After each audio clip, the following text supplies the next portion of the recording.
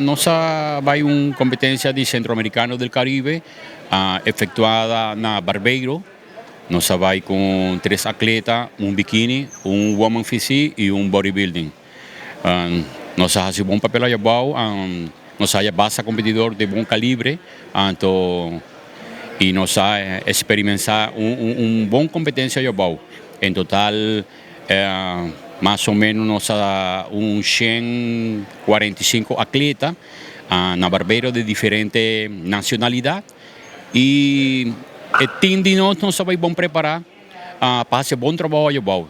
Y la respuesta nos va con un primer lugar en la Woman Physique, señorita Charín, un bikini, tercer lugar, señorita Karen Maldonado y Miguel Milton, hasta 80 kilogramos con un tercer lugar. Para sobre cada atleta que va a competir toma una experiencia nueva, para sobre Cordobón Centroamericano y del Caribe, esta una competencia bastante duro.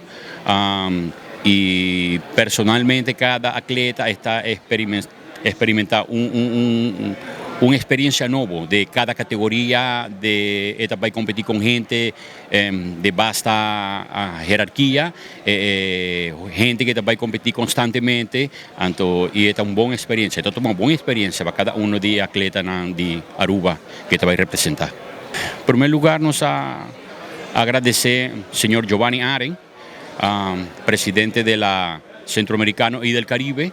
Cordobón, para nosotros va a competir está un bastante sacrificio, pero no se logra. Nosotros trabajamos de equipo como de delegación, y nos va adelante, cada día nos va adelante, y otro año nos va a tomar como sede Aruba, el Centroamericano y del Caribe.